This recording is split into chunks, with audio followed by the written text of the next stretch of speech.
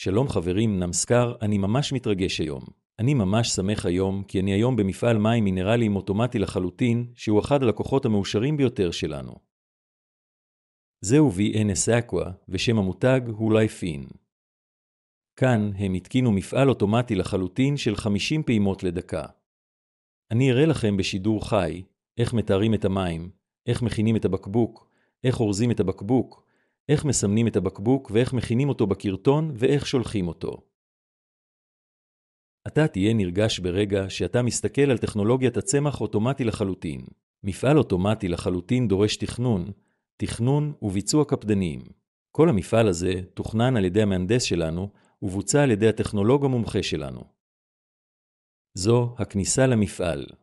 אני אראה לך את כל הבנייה כמו גם את המבנה הפנימי של המפעל, כמו גם מכונות של המפעל. זהו תא הביטחון. הביטחון יושב כאן, וזה יעשה כניסה פנימה והחוצה מכל דבר. ברגע שאתה נכנס, אתה יכול לראות את החלל הגדול, שטח פתוח גדול. אתה יכול לראות את הצל הזה, כי שטח גוונים הוא 10,000 רגל מרובע ליד שטח זה מטרים רבועים, יש להם הרבה סביב 5,000 עד 7,000 רגל מרובע שטח פתוח. שטח פתוח זה, הם יכולים להשתמש לחנייה. בקבוקים יישלחו במסעיות כאלה. אתה יכול לראות את המסעית כך שהם יכולים להיכנס בקלות למפעל, ולאחר האמצע היא יכולה לצאת. צמח מעוצב מאוד, צמח מרווח מאוד. השתמשנו בכל סנטימטר של המפעל כדי להפוך אותו ליעיל יותר ובר קיימא יותר. זהו צמח מעוצב להפליא. אזור זה יש להם עבור לינה של צוות ההנהלה הבכירה. זהו אזור לינה עבור ההנהלה הבכירה.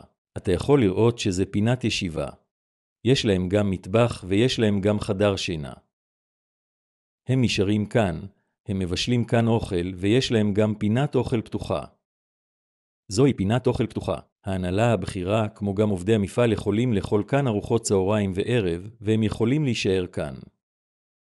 דבר חשוב שאתה צריך להבין אם אתה מתכנן להתקין מפעל אוטומטי. אם יש לך שטח פנוי, אז לנסות לבנות כמה התאמות עבור העובדים שלך וצוות הניהול, כך שהם יכולים לתת זמן מלא למפעל שלך, והם יכולים לייצר ייצור שאתה אפילו לא יכול. דמיין. הם יכולים לייצר יותר ייצור ממה שאתה מצפה. שמור על נקודה זו בראשך. זוהי הכניסה של המפעל. אתה יכול לראות גנרטור גם כאן. הדבר נדרש עבור גיבוי ספק כוח. לפעמים החשמל הולך ומה שקורה בתחנות אוטומטיות. חלק מהביצוע נמצא תחת חימום, חלק תחת ניפוח, חלק תחת מילוי, ולכן אם החשמל הולך הביצוע הזה עלול להתבזבז. אם יש לך את גיבוי החשמל הזה, כדי שהמפעל לא יפסיק וכל התהליך יעבור. זה הדבר החשוב שעליכם לקחת בחשבון. אם אתה יכול להגדיר גיבוי חשמל, זה יהיה טוב לחיסכון בעלויות, כמו גם זה ייתן ייצור ללא הפסקה. עכשיו בואו נעבור פנימה ליחידת הייצור. זהו מפעל מים מינרליים אוטומטי לחלוטין. אתה יכול לראות שזה קו שלם.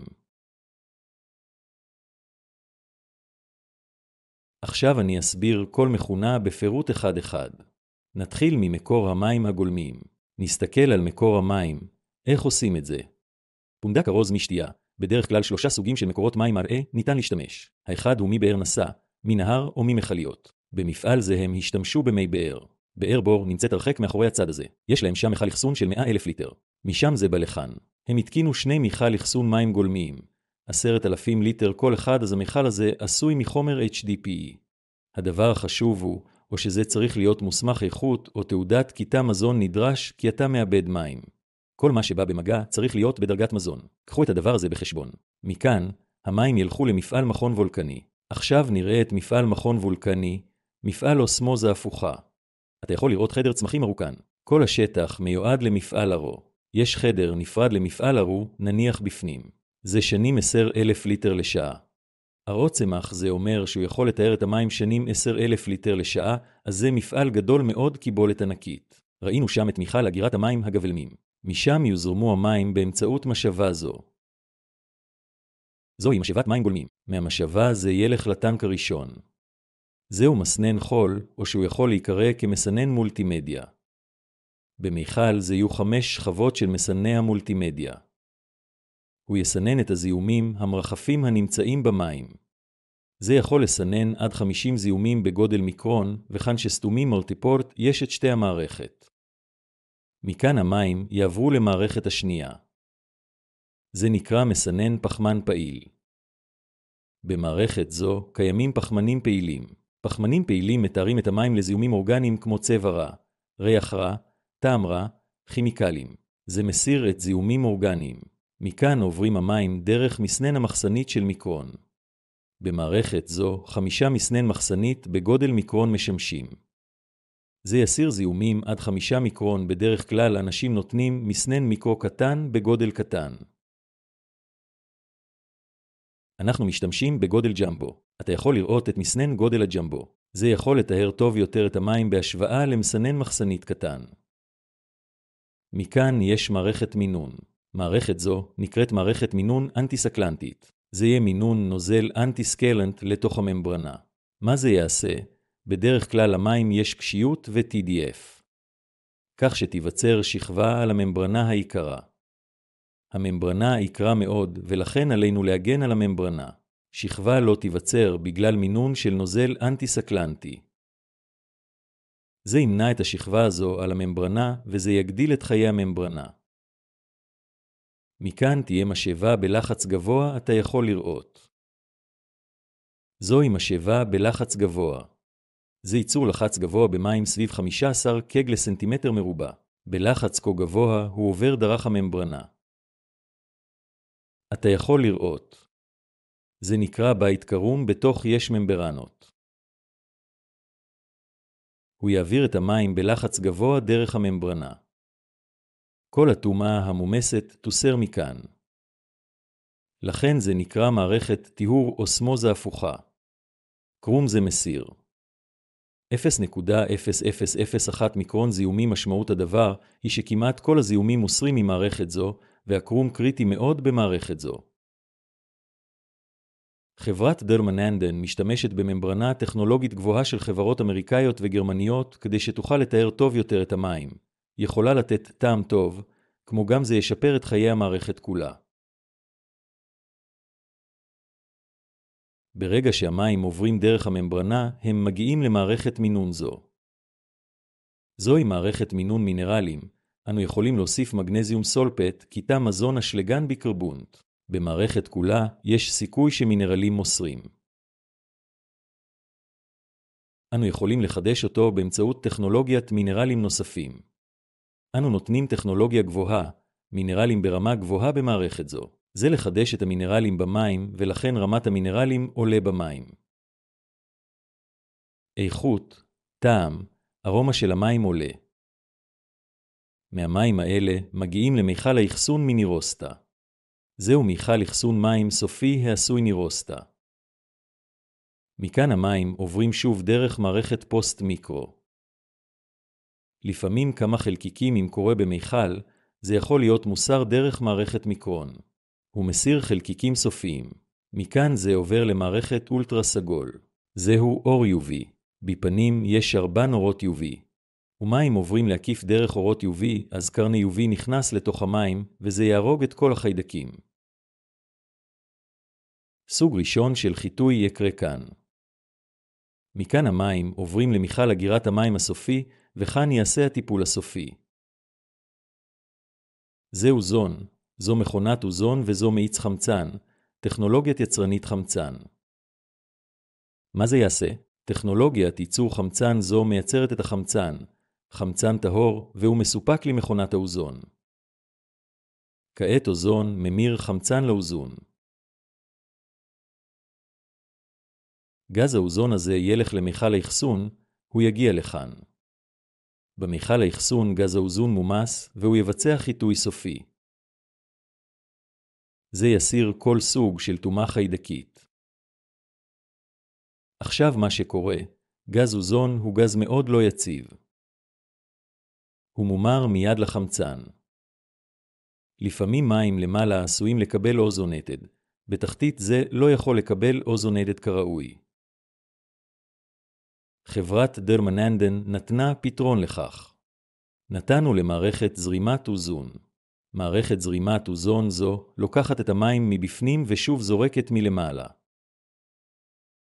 זה יעשה סוג אחד של סירקולציה בתוך הטנק. כל אוזון שנוצר בה במגע עם טיפות מים שלמות. כל טיפת מים נפלטת. לא תקבל אצווה לאצווה או בקבוק לבקבוק. שונות באיכות הבקבוק, וזה מאוד חשוב אם אתה הולך ליצור מותג בשוק. עליכם לוודא שכל בקבוק ובקבוק, כל אצווה ואצווה הם מים אחידים לחלוטין ואיכותיים. המערכת הזאת תעשה את זה. זהו קו ייצור שלם לבקבוק. זה מתחיל במכונת ניפוח. כאן תוכלו לראות שמדובר במכונת ניפוח אוטומטית לחלוטין. זוהי מכונת 4 חללים המייצרת 7,000 מטעים בקבוקים לשעה, שהיא מכונת ייצור גבוהה בטכנולוגיה גבוהה. זהו לוח הבקרה. אתה יכול לראות את לוח הבקרה. מעוצב היטב, מתוכנן היטב. כל חשמלאי יכול להבין את התרשים של המכונה הזו. וזה ממוזג כך שהוא שומר על המערכת כולה במצב קירור.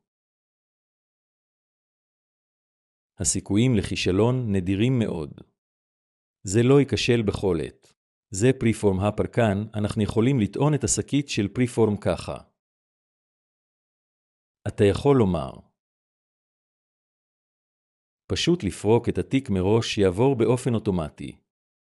הפוך, אתה יכול לראות פריפורמה הולך באופן אוטומטי דרך מסוע, משם זה ילך לכאן.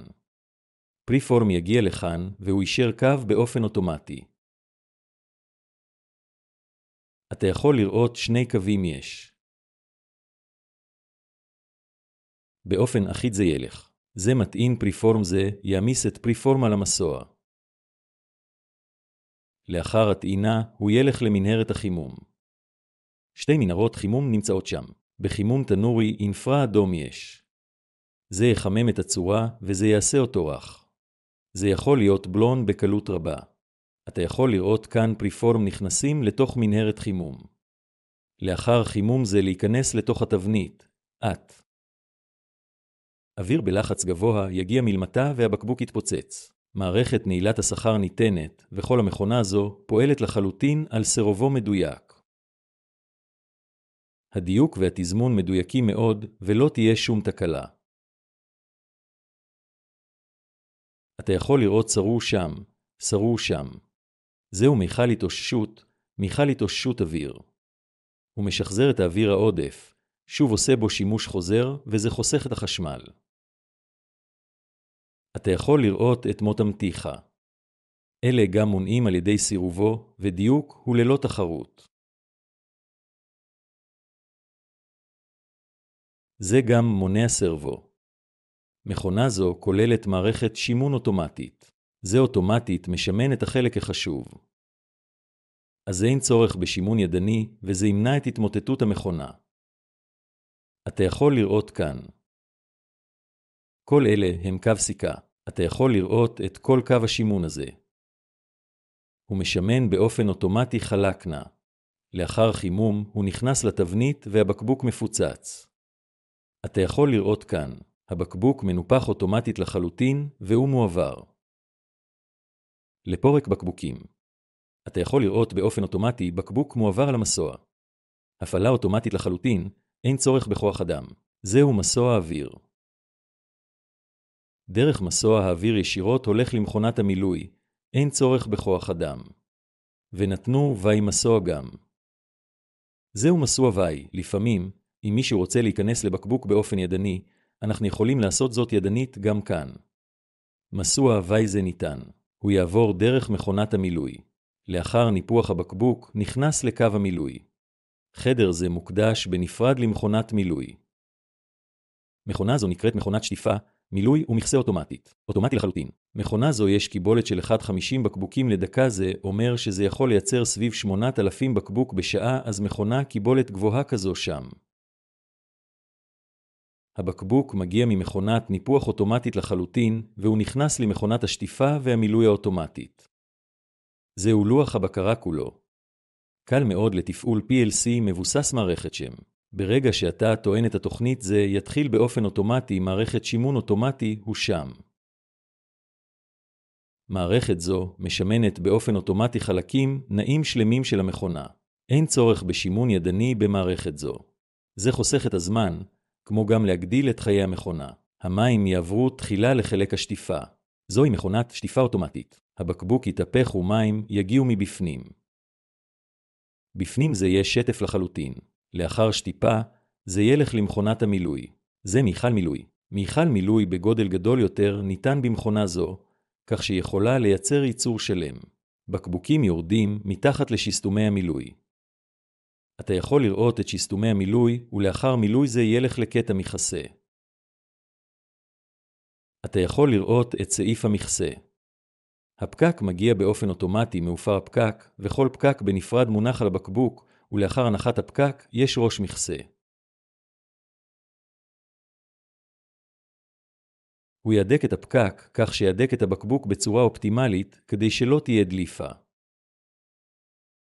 זוהי תחנת מכסה אוטומטית לחלוטין. לאחר סגירת הבקבוק נוחת על מכל ההזנה. לאחר סגירת הבקבוק נוחת על מסוע האוטפיד. זהו מסוע פלט קטן הניתן לכוונון גובה. עבור בקבוק גדול יותר זה יהיה גבוה, עבור גוף קטן יותר זה יהיה קטן. זה ילך לבדיקה ותיוג. מכאן אפשר לראות את זה.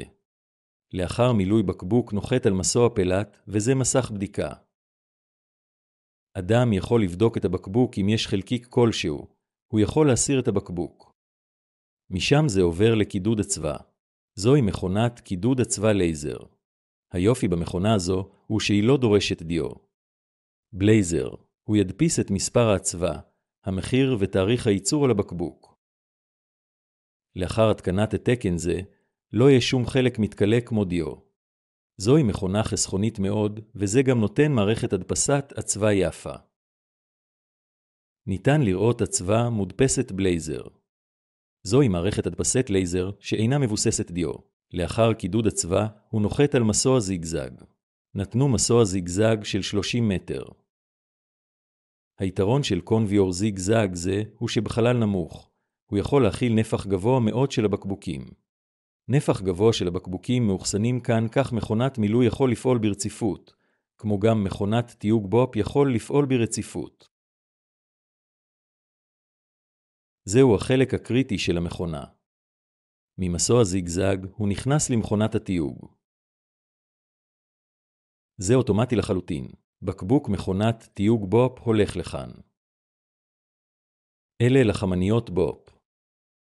אנחנו צריכים פשוט לשים את הגליל כאן, ואתה יכול לראות שזה ילך אוטומטית. על התוף המסתובב. זהו תוף ודבק נמס חם ימרח על התווית, על ידי חיתוך זה יעובר לבקבוק. כל בקבוק ובקבוק מקבל תווית BOPP יפה. אתה יכול לראות שם. זהו לוח הבקרה של מכונת BOPP. המבצע כולו יכול להיות נשלט באופן מלא מזה. אחרי BOPP שוב נתנו מסוע זיגזג. לאחר מילוי יש זיגזג ו-BOPP ואז שוב זיגזג. אחרי BOPP יהיה מספיק נפח של הבקבוק כדי להעביר אותו למכונת העטיפה האוטומטית של הקיבוץ. אתה יכול לראות זאת ממסוע זיגזג, בקבוק נוחת על מכונת עטיפה מתכווצת. זוהי מכונת עטיפה אוטומטית לחלוטין. אז זה מסוע, זה מדריך לבקבוק. זה מונע סרבאו. זה מנחה את הבקבוק, כך 3 קווים ייווצרו. 3 קווים נוצרים בתוך המסוע זהו חיישן. זה יבטיח שיש מספיק בקבוקים כדי להפעיל את המכונה. אז זה יבטיח מספיק בקבוקים שם כדי להפעיל את המכונה. אתה יכול לראות בקבוק ב3 שורות מגיעים לכאן. אלה המדריכים. זה יהווה קבוצה של בקבוקים כמו שנים 10 בקבוקים, 20, קבוצת 4, 26 או 48 בקבוקים. זה יכול להיווצר באופן אוטומטי. ברגע שנוצרות קבוצות, זה מגיע לכאן והדוחף הזה ידחוף את הקבוצה בקבוצה, וזה לוח בקרה אוטומטי לחלוטין. ניתן לשלוט במכונה כולה מלוח זה. פאנל אוטומטי לחלוטין נמצא שם. יהיו 2 לחמניות. גליל אחד הוא הפוך, גליל אחד הוא חיסרון. זהו גליל פוליאתילן RDP בצפיפות נמוכה. זה ייצור רשת, אחד מלמעלה מלמטה, ואתה יכול לראות בקבוקים להיות ווב.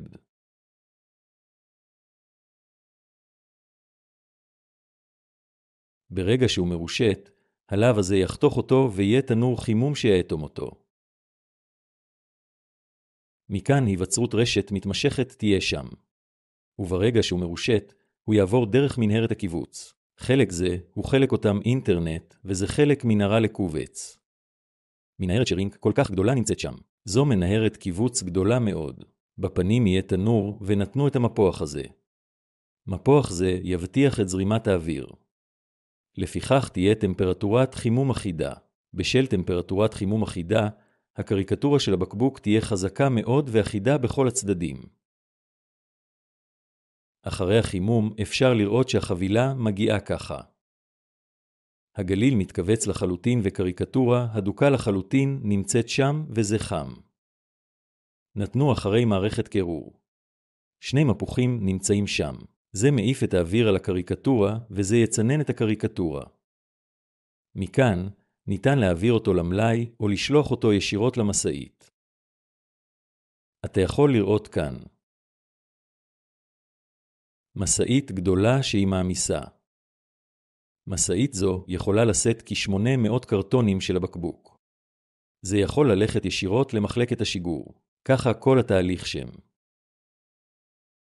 זהו אזור המלאי. אנחנו צריכים שטח של מינימום 48 שעות של אחסון של הייצור. יש להם שטח גדול מאוד. כל המלאי הסופי יאוחסן כאן ומכאן, הוא יישלח. עכשיו בואו נראה נקודה חשובה לבנייה. זה צל שלם.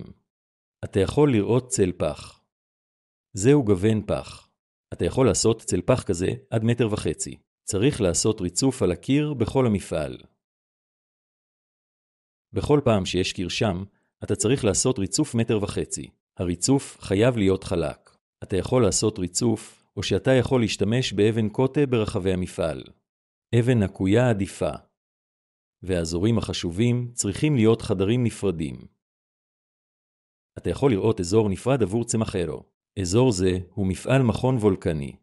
משם, אזור שטיפת צנצנת, אזור מילוי צנצנות לכולם יש חדרים שונים. ואז יש לך נשיפה.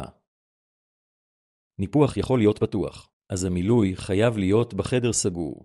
לאחר מכן התיוג והאריזה יכולים להיות בשטח פתוח. דרושות 2 מעבדות. מעבדה אחת למיקרוביולוגיה, מעבדה כימית אחת. אתה יכול לראות מעבדה מיקרוביולוגית כאן ומעבדה כימית כאן.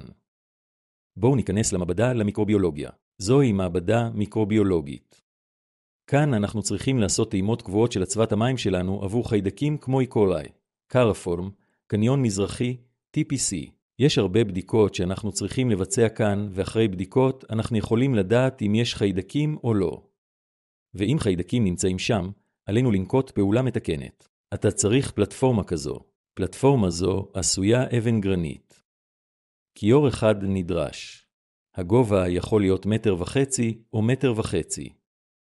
ואתה צריך מתגים ותקעים כאלה. כ-20 תקעים נדרשים מכיוון שיהיו ציוד בדיקה קטן שונה הזקוק לספק כוח ומזגן אחד נדרש למעבדה מיקרוביולוגית. אלה הם ציוד הבדיקה כמו אינקוויבטורים בד, תנור אוויר חם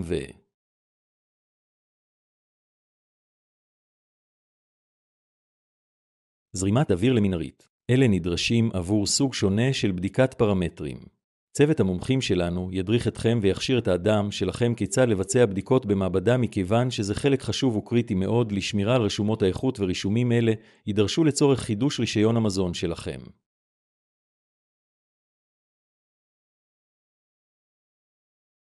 צוות המומחים שלנו ידריך אותך לשמירה על הרישיון וכן לשמירה על רשומות האיכות. בואו ניכנס למעבדה הכימית. זוהי מעבדה כימית.